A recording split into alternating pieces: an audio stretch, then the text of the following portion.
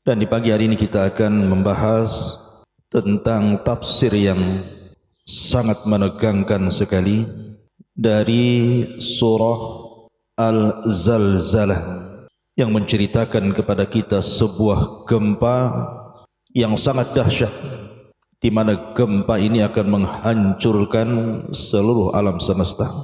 Ma'asyiral muslimin yang dimuliakan Allah Subhanahu wa taala.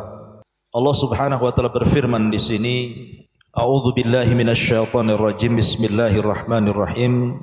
Idza zulzilatil ardu zilzalaha. Apabila digoncangkan bumi ini dengan sekuat goncangannya. Wa akhrajatil ardu athqalaha. Dan mengeluarkan bumi ini seluruh beban-beban beratnya.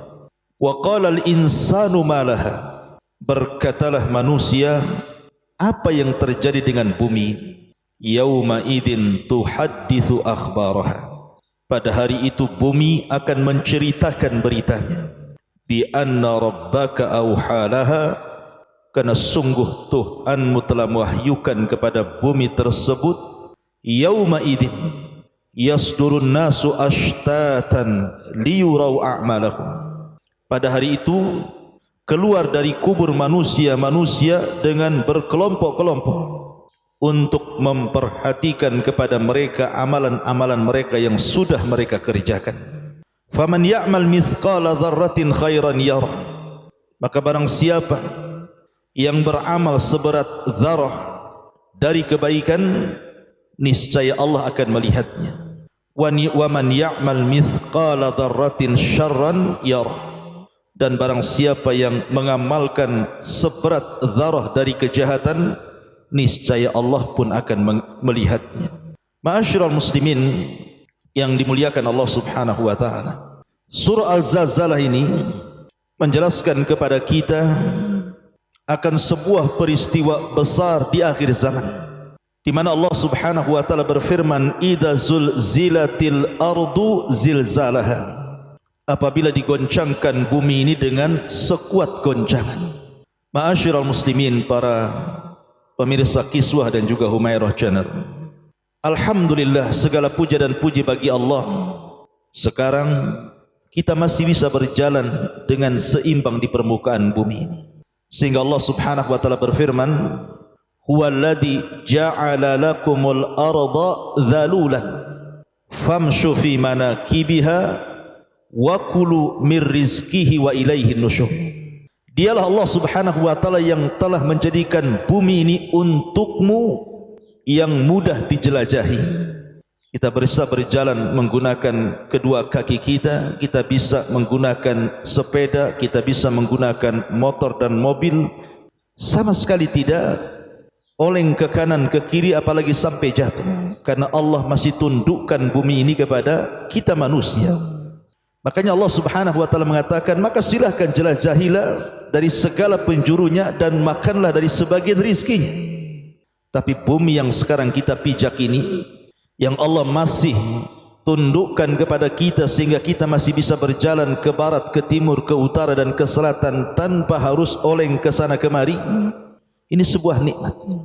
Tetapi pada akhirnya, wa humilatil ardu wal jibalu fadukkata dakkatan wahida.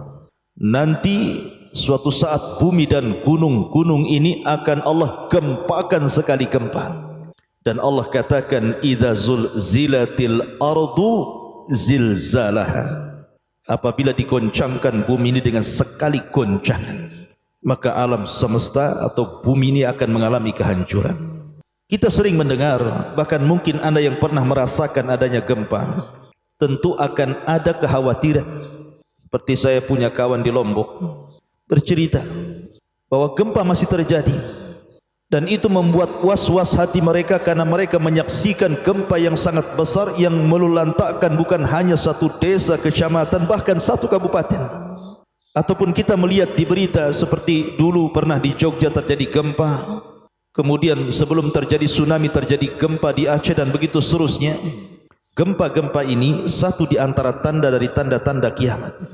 Makanya Nabi SAW bersabda, la taqumus sa'ah hatta yuqbadul ilmu wa taqsuruz zalazil. Tidak mungkin tegak kiamat, kata Nabi SAW, sampai ilmu itu diangkat dan sampai banyaknya gempa di sana dan di sini. Bahkan di antara tanda-tanda kiamat besar, sebagaimana hadis Nabi SAW dari Hudzaifah ibn al-Usaid al-Ghifari radhiyallahu anhu. Ketika Nabi SAW datang menemui kami para sahabat, kata Hudzaifah ibn al-Usaid ini, dan kami sedang berbicara tentang kiamat besar. Maka Nabi SAW mengatakan, apa yang anda bicarakan wahai sahabat-sahabatku? Maka sahabat Rasul mengatakan, kami sedang bicara tentang kiamat. Maka Nabi SAW mengatakan, lan taquma hatta tarau qablaha asyra ayatin. Ingat bahwa kiamat tidak mungkin terjadi kecuali anda melihat 10 tanda yang akan terjadi berurutan. Salah satunya Nabi SAW mengatakan, wa thalathatu khusuf, khasfun bil masyriqi wa khasfun bil maghribi wa khasfun bi jaziratil arabi. Akan terjadi gempa dari arah timur yang bukan hanya melulantakkan satu desa, bahkan satu negara akan dirobohkan. Kemudian gempa dari arah barat, begitu juga sama yang akan merobohkan negara-negara. Kemudian gempa di Jazirah Arab. Kapan waktunya Allahu a'lam. Tapi gempa di Jazirah Arab, Nabi SAW menyebutkan sebabnya. Ketika Muhammad ibn Abdullah atau dikenal dengan Al-Mahdi, Al-Imamul Mahdi Al-Muntadhar, Muhammad ibn Abdullah Al-Hasani Al-Alawi, yang akan keluar dan dibaiat di akhir zaman, maka akan datang tentara yang berasal dari Syam yang tidak setuju pembaiatan yang dilakukan Ahlul Hijaz kepada Al-Mahdi ini. Maka mereka membawa pasukan besar untuk membunuh Imam Mahdi. Tapi ketika mereka sampai di sebuah tempat namanya Baida antara Mekah dan Madinah, maka disinilah berlaku hadis Nabi SAW, wa khasfun bi jaziratil Arab, dan gempa dari arah Jazirah Arab. Ma'asyiral muslimin yang dimuliakan Allah Azza wa Jalla. Dan kalau itu sudah terjadi, maka kiamat telah dekat. Tetapi gempa-gempa ini berlaku di sebagian daerah dan tidak berlaku di daerah lainnya. Tapi yang dimaksud surah Al-Zalzalah yang kita akan kaji di pagi hari ini, idza zulzilatil ardu zilzalaha, ini gempa yang tidak ada satu gunung, lembah, daratan kecuali akan bergoncang. Gempa ini akan menumpahkan air lautan. Gempa ini akan merobohkan gunung-gunung yang kuat lagi kekar, dan akan membelah-belah bumi, dan akan menghancurkan seluruh bangunan-bangunan, bahkan akan mematikan seluruh manusia yang hidup di jagat raya. Gempa maha dahsyat. Itulah terjadi pada hari kiamat. Perhatikan Allah mengatakan, idza zulzilatil ardu, apabila bumi ini digoncangkan, digempakan, zilzalaha. Allah idhafahkan kalimat zilzal kepada ha yang sebagai ganti daripada dhamir yang kembali kepada bumi. Artinya gempa ini diidhafahkan kepada bumi, maknanya satu dunia terjadi gempa. Karena Allah Subhanahu wa taala tidak menyebut dalam ayat ini dengan sebutan nakirah. Allah tidak mengatakan idza zulzilatil ardu zilzalan, tetapi Allah katakan zilzalaha, diidhafahkan kepada bumi. Kalau zilzalan boleh jadi di sini gempa, di sana tidak gempa. Tetapi ketika diidhafahkan kepada bumi, maka gempa ini akan terjadi dari barat, timur, selatan, utara, bahkan tidak ada satupun tempat kecuali akan bergoncang, akan merobohkan dan melulantakkan semua yang ada di permukaan bumi. Maha dahsyat. Kapan itu terjadi? Apabila Allah Subhanahu wa taala murka dengan hamba-hambanya. Sebab kalau seandainya Allah Subhanahu wa taala murka dengan hamba-hambanya, maka bukan hanya bumi digoncangkan, ma'asyiral muslimin yang dimuliakan Allah Subhanahu wa taala, tapi semua alam akan digoncangkan. Apabila Allah Subhanahu wa taala murka, idza sama'un fatarat, maka langit akan terbelah. Apabila Allah murka, wa idzal kawakibun tatharat, maka planet-planet dan bintang-bintang akan dijatuhkan. Apabila Allah murka, wa idzal biharu fujirat, seluruh air lautan akan ditumpahkan ke bumi. Apabila Allah Subhanahu wa taala murka, idza syamsu kuwirat, matahari akan digulung. Kemudian wa idzan nujumun kadarat, dan bintang-bintang akan dijatuh-jatuhkan. Wa idzal jibalu suyirat, dan gunung akan dihancur-hancurkan. Bahkan apabila Allah murka, Jahannam pun akan didatangkan dan dipersaksikan kepada manusia di padang mahsyar. Itulah kemurkaan Allah Subhanahu wa taala. Apabila Allah murka, idza zulzilatil ardu zilzalaha, Allah akan goncangkan bumi ini dengan goncangan yang maha dahsyat. Ma'asyiral muslimin yang dimuliakan Allah Subhanahu wa taala, peristiwa ini pasti terjadi. Sebenarnya gempa-gempa kecil yang terjadi di bumi ini itu saja sudah bisa menelan jiwa-jiwa, bukan hanya 1-2 manusia, ratusan bahkan ribuan jiwa terkadang melayang karena gempa ini. Tetapi Allah Subhanahu wa taala berfirman, iqtaraba lin-nasi hisabuhum wa hum fi ghaflatin mu'ridun. Wa hum fi ghaflatin mu'ridun. Tetap saja manusia itu lalai, tidak mengambil ibrah pelajaran dari gempa yang terjadi di alam semesta ini. Harusnya ketika seseorang merasakan gempa atau mendengar di sana ada gempa yang menghancurkan bangunan-bangunan, yang mewafatkan jiwa-jiwa manusia, menjadi sebuah pelajaran bagi kita. Jangan kita katakan itu kan gempa di sana, di sini tidak terjadi gempa. Ingat, Allah Subhanahu wa taala berfirman, "Aamintum man fis sama an yakhsifa bikumul arda fa idza hiya tamur." Apakah kalian merasa aman dengan zat yang ada di langit? Untuk Allah timpakan gempa di bumi, maka tiba-tiba bumi ini hancur. Jangan pernah merasa aman dari adab Allah Subhanahu wa taala. Ma'asyiral muslimin yang dimuliakan Allah Subhanahu wa taala, artinya kita masih diberikan kesempatan bertobat. Sebab kalau Allah Subhanahu wa taala katakan idza zulzilatil ardu zilzalaha, apabila bumi Allah hancurkan seluruhnya, la yanfa'u nafsan imanuha lam takun amanat min qablu aw kasabat fi imaniha khaira. Tidak akan manfaat lagi iman kalian, iman kita, apabila sebelumnya belum beriman atau telah beriman dan tidak beramal saleh. Ma'asyiral muslimin yang dimuliakan Allah Azza wa Jalla, maka takutlah, karena peristiwa ini pasti akan terjadi, akan berlaku, dan akan terjadi kehancuran alam semesta dengan adanya gempa yang maha dahsyat ini. Akan tapi para ulama mengatakan bahwa yang akan merasakan gempa dalam surah Al-Zalzalah ini hanya orang-orang kafir, orang-orang yang tidak beriman kepada Allah, orang-orang jahat. Yang Nabi SAW katakan, la taqumus sa'atu illa ala syiraril khalqi. Tidak mungkin tegak hari kiamat kecuali akan ditimpakan kepada manusia yang paling buruk yang ada di permukaan bumi. Karena sebelum terjadi gempa ini, Allah akan kirimkan angin yang sangat sejuk sekali, menerpa ketiak-ketiak setiap orang-orang yang beriman, yang memiliki iman walaupun sebiji zarah. Kemudian Allah wafatkan, sehingga di permukaan bumi ketika terjadi kerusakan yang maha dahsyat, orang sudah meninggalkan salat, orang sudah tidak peduli dengan zakat dan sedekah, orang sudah menjadi para pengkhianat, orang sudah meninggalkan mushaf, orang sudah melakukan keharaman, minum khamar, berzina, berjudi, menghalalkan riba, menghalalkan sumpah palsu, bersaksi dengan saksi dusta, dan begitu seterusnya, pembunuhan di mana-mana. Dan tidak ada manusia yang hidup di permukaan bumi kecuali syiraril khalqi, manusia yang paling buruk.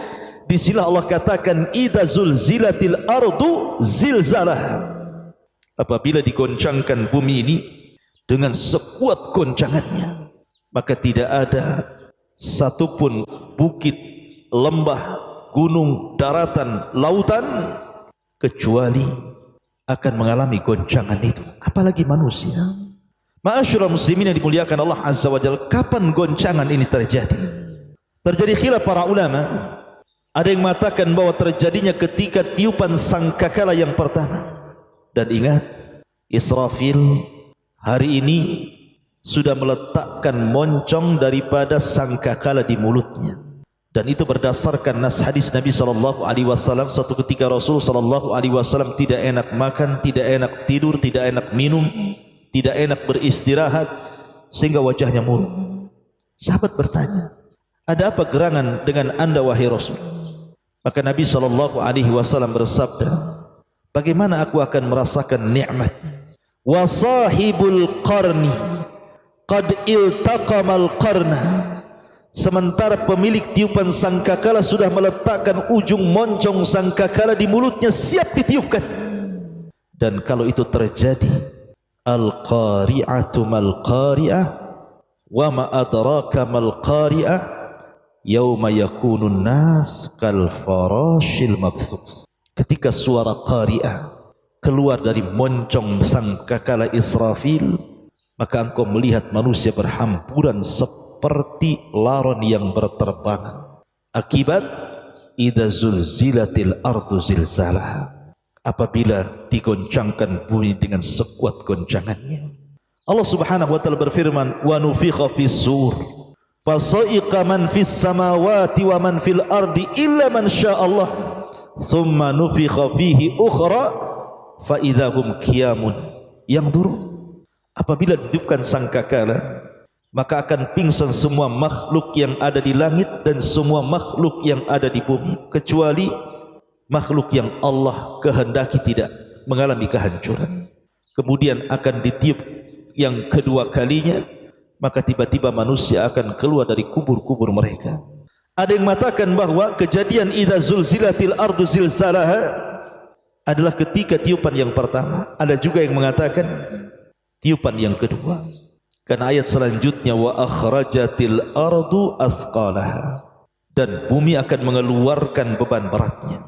Bagi pendapat yang pertama bahwa tiupan sangkakala ini yang menjadikan gempa yang maha dahsyat, artinya beban-beban berat di sini adalah seluruh isi-isi bumi, tambangnya, gasnya, apinya, dan segala macam yang ada di bumi akan dikeluarkan dan dihancur-hancurkan. Bagi pendapat yang kedua bahwa kejadian ini terjadi setelah tiupan yang kedua, maksudnya beban-beban berat bumi ini adalah jasad-jasad manusia sejak Adam alaihi salatu wassalam sampai yang terakhir mati, yang dikubur di dalam tanah. Wa idzal ardu muddat wa alqat ma fiha wa takhallat, wa alqat ma fiha wa takhallat, dan Allah keluarkan jasad-jasad dari perut bumi sehingga bumi kosong karena semua terlempar ke permukaan. Wa idzan nufusu zuwijat, kemudian Allah lesatkan ruh-ruh orang yang beriman dari Illiyin dan ruh orang-orang kafir dari Sijin menyatu kembali dengan badannya. Yuhsarun nas yaumal qiyamah khufatan uratan ghurlan buhman, maka ketika itu manusia akan dibangkitkan dalam kondisi telanjang, tidak pakai alas kaki, kembali tidak dikhitan dan tidak membawa apapun di badan. La haula wala quwata illa billah. Ma'asyiral muslimin yang dimuliakan Allah Azza wa Jalla, bagaimana kondisi manusia ketika terjadi kiamat besar, kemudian sangkakala ditiupkan, kemudian alam semesta dihancur-hancurkan? Apa yang terjadi dengan manusia? Wa qalal insanu malaha, manusia akan berkata, ada apa dengan bumi ini? Manusia akan ketakutan, malaha, ada apa ini? Jangankan lagi kiamat besar, kiamat kecil, gempa yang terjadi di beberapa daerah di negeri kita saja, orang sudah ketakutan luar biasa itu. Yang ada di rumah keluar dari rumahnya, yang ada di gedung panik keluar dari gedungnya. Apalagi kalau sudah nampak ada yang roboh, makin takut lagi. Terkadang saking takutnya orang sudah tidak berpikir jernih. Harusnya dia keluar, sembunyi pula mungkin di kolong-kolong, di bawah-bawah divan. Padahal justru itu yang menjadikan kemudian orang mati karena tertimpa bangunan, karena panik. Kalau sudah seperti itu, apa yang dibanggakan dari harta anda? Semua orang keluar dari rumahnya menyaksikan rumahnya roboh, menyaksikan mobilnya tertimpa bangunan, menyaksikan uangnya hancur berantakan dalam rumahnya dan tidak bisa digali lagi. Apalah arti sebuah kekayaan kalau sudah terjadi ini semua, ma'asyiral muslimin yang dimuliakan Allah Subhanahu wa taala. Wa qala al-insanu ma laha. Kalau ini terjadi pada tiupan sangkakala yang kedua, maka Allah gambarkan dalam surah Yasin, ya wailana man ba'atsana mim marqadina. Ketika orang kafir dibangkitkan, tiba-tiba mereka mengatakan, celaka, duhai celaka aku, celaka kami. Siapa yang membangkitkan kami dari tidur-tidur kami yang nyenyak ini? Kemudian mereka ibarat laron yang berhamburan, lari ke barat, ke timur, ke selatan, ke utara. Tidak ada aturan. Karena nanti di padang mahsyar tidak ada ma'lam, tidak ada alamat, tidak ada rumah, tidak ada gunung, tidak ada bukit, tidak ada lembah. Semua rata. Tanah berbentuk baydha, putih, nakiyah, seolah-olah tidak pernah ada orang bermaksiat di atasnya. Tapi bagi orang-orang yang beriman, maka mereka hanya mengatakan, hadza ma wa'adar rahman wa sadaqal mursalun. Inilah janji Ar-Rahman dan telah benarlah ucapan para rasul. Ma'asyiral muslimin yang dimuliakan Allah Subhanahu wa taala, yauma idzin tuhadditsu akhbaraha. Pada hari itu bumi menceritakan beritanya. Pada hari itu sudah sampai waktu di mana usia bumi sudah selesai, harus dihancurkan. Yauma tubaddalul ardu ghairal ardi. Pada hari bumi yang lama akan diganti dengan bumi yang baru. Dan ketika itu bumi yang lama, yang sekarang kita pijak, akan menjadi saksi di hadapan Allah Azza wa Jalla akan manusia yang menginjaknya dan akan menghabarkan beritanya. Si fulan di tempat ini telah berbuat kebaikan. Bumi akan menjadi saksi. Dan si fulan telah melakukan kejahatan, maksiat dan kemungkaran di tempat ini, di tempat yang saya dipijak oleh mereka. Karena nanti pada hari kiamat kondisinya akan berbeda dengan kondisi dunia. Kalau anda melakukan kesalahan di dunia, anda bisa berkilah, anda bisa berdusta, anda bisa menyewa lawyer hebat, pengacara top yang pandai bicara sehingga yang salah dibenarkan, yang benar disalahkan. Yang tidak punya hak akhirnya punya hak, yang tidak punya hak akhirnya lepas haknya. Yang harusnya tidak dibunuh jadi dibunuh, yang harusnya tidak dipenjara jadi dipenjara, yang harusnya tidak dihukum jadi dihukum. Di dunia anda bisa berkilah seperti itu, tapi di hadapan Allah, yauma idzin tuhadditsu akhbaraha. Pada hari itu bumi akan menjadi saksi menghabarkan semua berita yang terjadi di atasnya. Karena nanti pada hari kiamat, malam akan menjadi saksi, siang akan menjadi saksi, bumi akan menjadi saksi, lautan akan menjadi saksi, para malaikat akan menjadi saksi, para nabi dan rasul akan menjadi saksi, termasuk badan kita akan menjadi saksi di hadapan Allah Subhanahu wa taala, dan termasuk kulit-kulit kita. Ketika kulit bersaksi, lima syahidtum alaina, kulit, kenapa kau bersaksi untuk badanmu sendiri? Maka kulit akan mengatakan, antakanallah, Allah yang membuat aku bicara. Yauma nakhtimu ala afwahihim wa tukallimuna aydihim wa tashhadu arjuluhum. Pada hari manusia dikunci lisannya, tidak bisa bicara, tidak mungkin berdusta, karena tangan yang akan bicara, kaki pula yang akan jadi saksi. Lalu apa yang anda harus katakan di hadapan Allah ketika anda bermaksiat di malam hari? Malam bersaksi atas kemaksiatan anda. Ketika anda bermaksiat di siang hari, siang menjadi saksi atas kemaksiatan anda. Ketika anda bermaksiat di bumi tertentu dan manusia tidak tahu, bumi pun akan menghabarkan beritanya. Ketika anda bermaksiat, badan anda akan bersaksi bahwa anda telah bermaksiat sampai ke kulit-kulit anda. Bahkan para malaikat, ma yalfidu min qaulin illa ladaihi raqibun atid, juga akan bersaksi, termasuk para nabi dan rasul. Wa kaifa idza ji'na min kulli ummatin bi syahid wa ji'na bika ala haula'i syahida. Bagaimana kalau seandainya kami datangkan setiap umat itu saksi, dan engkau ya Muhammad juga saksi bagi mereka? Ma'asyiral muslimin yang dimuliakan Allah Azza wa Jalla, bagi Allah tidak ada yang tersembunyi. Kemudian Allah mengatakan, bi anna rabbaka auhalaha, karena sungguh Allah Tuhan telah mewahyukan terhadap bumi, telah memerintahkan kepada bumi. Ingat, Allah berfirman, summa stawa ila sama wa hiya dukhanun faqala laha walil ardi i'tina tau'an aw karhan qalata ataina ta'in. Kemudian dia Allah Subhanahu wa taala menuju kepada ciptaan langit dan bumi. Kemudian dia istiwa ila sama, naik ke atas langit. Wahia dukhanun, dan itu merupakan asap. Lalu dia berkata kepadanya, maksudnya kepada langit dan kepada bumi. Apa kata Allah? Datanglah kalian berdua menurut perintahku, dengan suka hati atau terpaksa. Jadi Allah Subhanahu wa taala merintahkan langit dan bumi, kau harus datang kepadaku. Kau mau suka mau tidak, kau harus ikut perintahku. Apa jawaban langit dan bumi? Keduanya menjawab, ataina ta'in, kami datang dengan sesuka hati kami untuk menuruti perintahmu ya Rabb. Bi anna rabbaka awhalaha, bumi yang perintahkan Allah untuk bergoncang, maka bergoncang bumi. Karena tidak ada makhluk yang bermaksiat akan perintah Allah Subhanahu wa taala kecuali jin dan manusia. Semua makhluk taat dengan Allah, mau langitnya, mau buminya, mau malaikatnya. Wa yaf'aluna ma yu'marun, mereka melakukan apapun yang Allah perintahkan. Tapi terkadang manusia membangkang perintah Allah, dan juga bangsa jin yang lebih banyak maksiat dibandingkan melakukan ketaatan.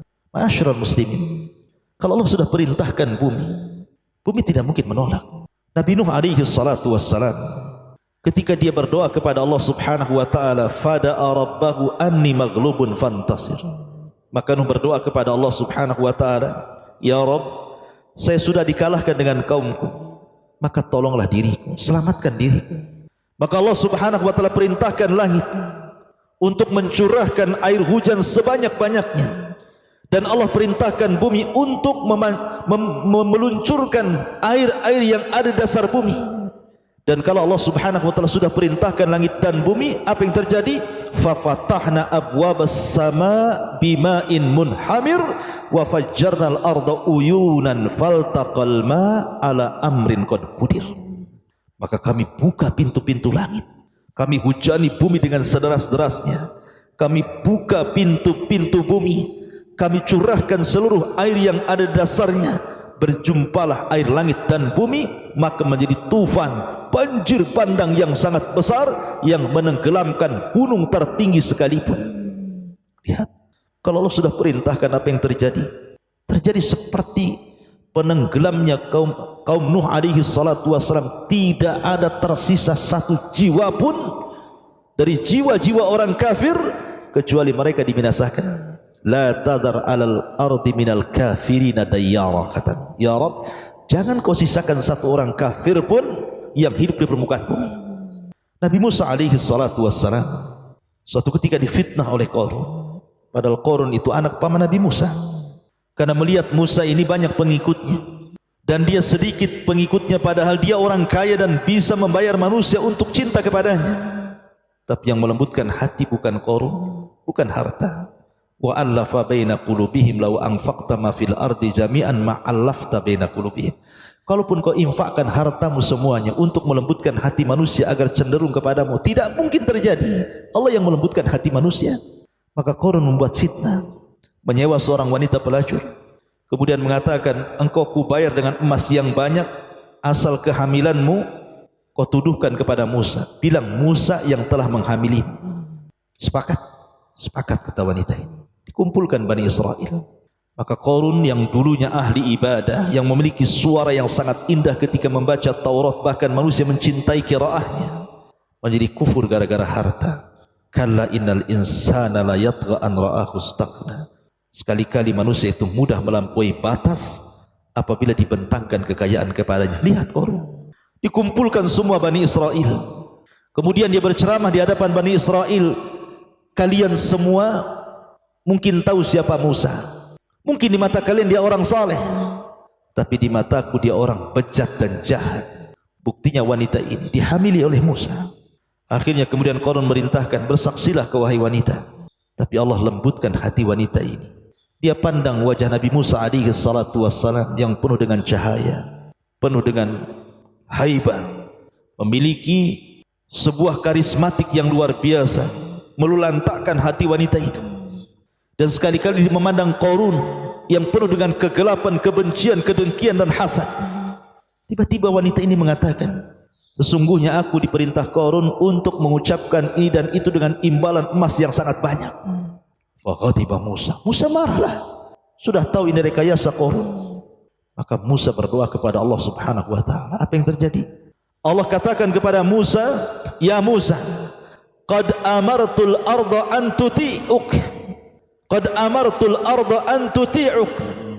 An tuti'aka." Aku sudah perintahkan bumi untuk taat kepadamu. Murha, silahkan kau perintahkan. Kau mau apa dengan bumi? Kau buat bumi hancur, ku hancurkan. Kau buat bumi gempa, ku gempakan. Kau buat bumi apa saja terserah. Seandainya Nabi Musa berdoa minta digempakan satu Mesir, tentu bisa satu Mesir itu akan terjadi gempa dan akan merobohkan semua istana-istana. Tapi Musa hanya memerintahkan bumi untuk menelan Qarun. Ya arda abli'i, ya Allah, wahai bumi, telanlah Qarun. Abli'i, telanlah Qarun. Maka Qarun pun akhirnya tiba-tiba bumi belah dan terus mengajar dirinya. Dia pun lari ke rumahnya. Akhirnya hari pertama Qarun pun terperosok ke bumi separuh badannya. Manusia hendak menolongnya tapi tidak bisa. Hari kedua Allah tenggelamkan Qarun hampir sekepalanya dan sebagian rumah dan seluruh kekayaannya. Dan hari ketiga Allah katakan fakhasafna bihi wa bidarihi al-ardh. Kami tenggelamkan Fir'aun dan seluruh rumah dan kekayaannya, tidak tersisa satu dinar pun kecuali masuk ke dalam bumi bersama pemilik-pemiliknya Qarun. Lihat, kalau Allah Subhanahu wa taala sudah perintahkan bumi, maka bumi akan taat. Makanya Allah mengatakan bi anna rabbaka awhalaha. Gempa itu karena perintah Allah dan bumi tidak mungkin menolaknya. Yauma idzi yasdurun nas ashtatan liyurau a'malah. Pada hari itu keluarlah dari kuburan manusia-manusia dengan berkelompok-kelompok untuk diperhatikan kepada mereka amalan-amalan mereka di bumi. Maka ketika bumi dihancurkan, bagi pendapat bahwa ini terjadi kepada sangkakala yang kedua, maka manusia akan keluar dari bumi, kemudian akan disatukan kembali jasad dan roh, kemudian akan menghadap Allah Subhanahu wa taala dan mempertanggungjawabkan semua amalan yang pernah dilakukan di dunia. Ingat bahwa di dunia amalan kita ini disembunyikan dan kita tidak tahu amalan yang mana yang diterima Allah Azza wa Jalla. Apakah Anda tahu? Salat tadi waktu subuh Allah terima salat kita. Sedekah kemarin Allah terima sedekah kita. Haji tahun-tahun yang lalu Allah terima haji kita. Baca Quran kita, zikir kita, talabul ilmi kita, sedekah kita. Tidak ada yang tahu amalan kita ini diterima atau tidak di hadapan Allah Azza wa Jalla. Makanya kata para ulama salaf, kalau seandainya seluruh amalanku ditolak, hanya satu saja yang diterima dan aku tahu itu diterima, itu sudah cukup. Karena Allah yang mengatakan innama yataqabbalullahu minal muttaqin. Allah lah yang akan menerima dari hamba-hamba Allah yang takwa. Ketika diterima amal menunjukkan dia orang bertakwa. Tapi tidak ada yang tahu. Amalan kita tidak ada yang tahu diterima atau tidak. Karena Allah yang mengatakan liyurau a'malakum. Tapi di akhirat semua baru terang benerang. Mana yang diterima, mana yang ditolak. Mana yang berpahala, mana yang tidak berpahala. Atau justru menjadi sebuah dosa. Ingat ketika Nabi SAW mengatakan awal man tusyu'ira bihin nar. Manusia pertama yang disentuh api neraka adalah 3 kelompok. Seorang qari'ul Quran, seorang mujahid, dan seorang ahli sedekah. Secara lahiriah di dunia, harusnya ahli baca Quran, orang yang mati syahid, orang yang rajin bersedekah itu masuk surga. Harusnya seperti itu. Itu pandangan kita di dunia. Karena orang-orang yang seperti ini yang mendapatkan pujian manusia. Tapi di akhirat Allah lah yang mengetahui. Allamul ghuyub. Dialah zat yang mengetahui kegaiban-kegaiban. Allah yang mengetahui ma fi sudurikum, dalam dada-dada kalian. Maka ketika amalan ditampakkan, kemudian disuruh melihatnya dan disuruh mengakuinya, apakah betul engkau seorang ahli baca Quran, engkau mati syahid, engkau ahli sedekah? Ya, kata mereka, saya dulu baca Quran, saya dulu berjihad sampai mati syahid, saya dulu bersedekah dan semua tempat sudah ku sedekahkan. Dan itu semua karenamu ya Rabb. Lihat jawaban Allah. Kadzabta, dusta kamu membaca Quran supaya orang menganggap dirimu qari. Kamu berjihad kemudian mati syahid supaya manusia menganggap engkau pahlawan. Kamu yang bersedekah supaya manusia menganggap engkau itu dermawan. Maka Allah perintahkan malaikat masukkan semua ke dalam jahannam. Na'udzubillah. Ma'asyiral muslimin yang dimuliakan Allah Subhanahu wa taala. Oleh karena itulah maka ikhlaskan niat. Ikutilah contoh terbaik Rasul sallallahu alaihi wasallam Karena ingat, sekecil apapun kebaikan ada pahalanya, sebagaimana sekecil apapun keburukan ada dosanya. Faman ya'mal mithqala dzarratin khairan yarah wa man ya'mal mithqala dzarratin syarran yarah. Maka barang siapa mengerjakan seberat dzarah dari kebaikan, tetap Allah akan melihatnya.